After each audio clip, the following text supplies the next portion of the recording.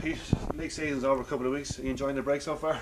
Well, I haven't had much of a break, to be honest, because I've been speaking to the players who and those who I'm trying to re-sign for next season. So I'm going on my holidays tomorrow for a week, and I can tell you I never needed a holiday more than I do at the moment, and I'm looking forward to that. But no, I haven't had a break at all.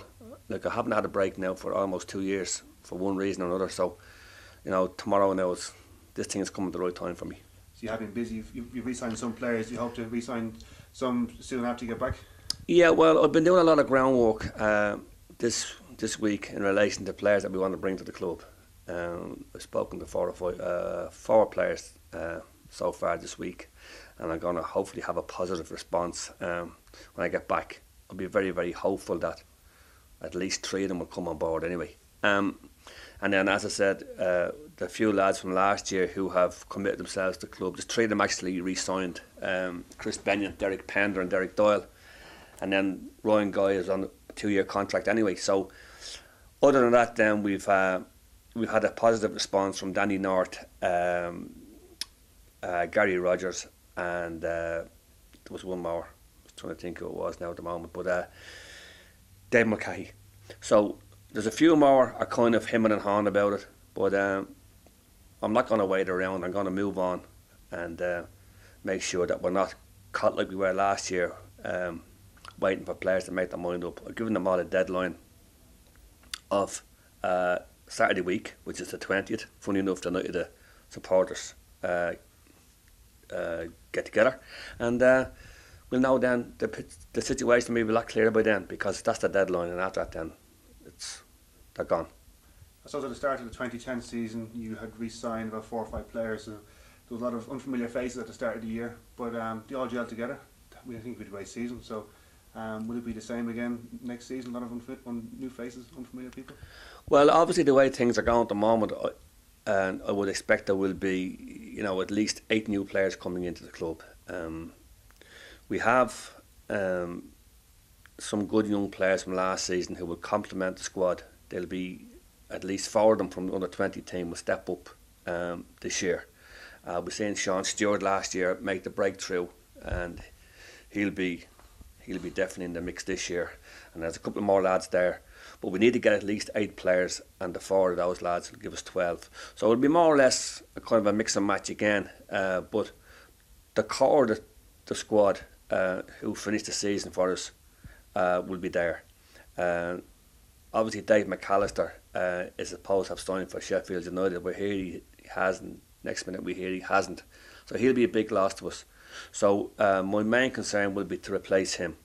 And that's then after that then we're obviously looking in the forward division, because I felt that's where we fell down at the end of the season really. We were depending on Danny North and Ryan Guy, and I think Ryan had worn out his ankles by the time the season was over, so we had to get a few bodies in to play in the forward department, and that's what I've been doing this week. So hopefully have a bit of good news by Saturday week.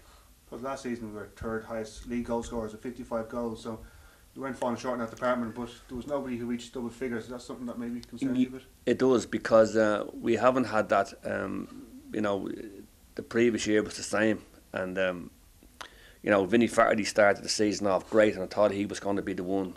Himself and Alex Williams, they were going to be the ones to break into double figures for us, but for one reason or another, the form totally fell away, and we ended up then with Paul Bourne, who unfortunately had a lot of injuries during the season. He never came through either. So was left really to Danny North, who came in the transfer window, and Danny, I think, chipped in with 8 goals, which was a great return for him, and Ryan Guy. So we need definitely, even though we were leading 3rd highest goal scorers last season, I feel that we could definitely improve on that this season, because we may have scored a lot of goals last season, but I felt there was an awful lot of chances missed as well. So we need an out-and-out goal scorer, somebody with a track record that has been in double figures this year. Now, whether there's a couple of players here who we've spoken to, but we're also looking across the water as well. I suppose there's mention of budgets and cuts and in and out of football, so there could be a lot of players available over the next couple of months. Yeah, well, we haven't been immune from the budget cuts either. We live in dire economic times here in this country, and unfortunately, our budget has been cut.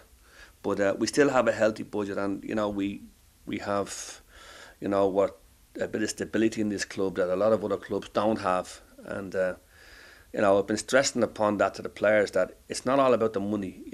Money is important, of course it is, but it's also it's important that you come to a good club where they're going to be given a chance to play every week, and they're not going to be members of these 25, 26 man first team squads that we see, and we see the financial ruin that's left behind.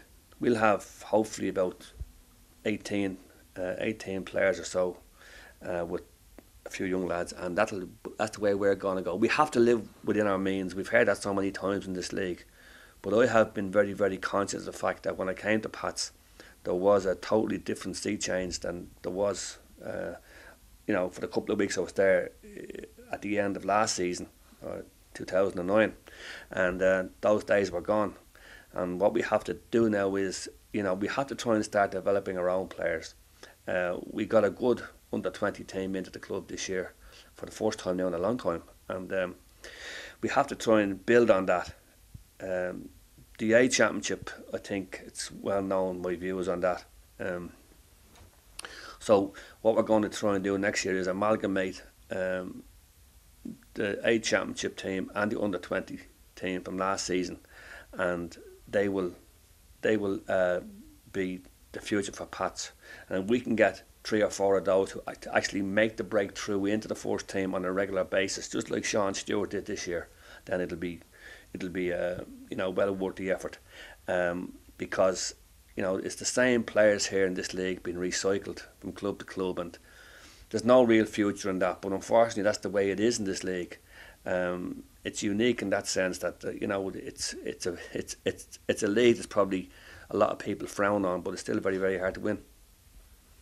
So I was looking back on the 2010 season. So at the end of the season, on paper, you must be very pleased, but overall, I suppose when we got off such a good start and can maybe falter towards the end, you'd be maybe a little bit disappointed. I was bitterly disappointed, to be honest. In particular in relation to the cup, because I felt, deep down, I felt realistically it was going to be hard for us to win the league. Though having said that, we were in the top 2 for a long part of that season. There was a few key decisions I felt went against us, like every manager will say.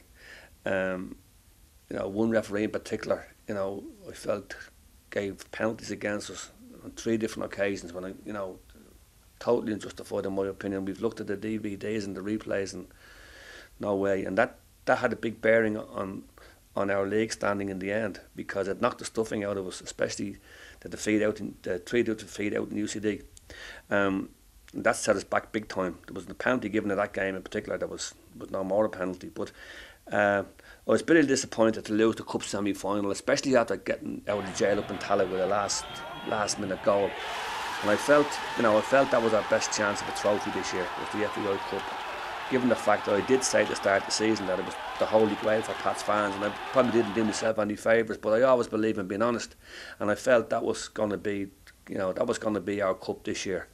And unfortunately now we got beaten, as we know, in the semi-final by Rovers, and the league form then fell away, and after getting beaten in the final, it's a Tanta Cup. So when you add it all up, I suppose we had a relatively good season, but I would call it more of an improvement on the previous season rather than, it wasn't a great season. People said, he's had a great season. I don't think so. You only have a great season when you win something, and I'm bitterly disappointed for the supporters in particular that we didn't win that cup.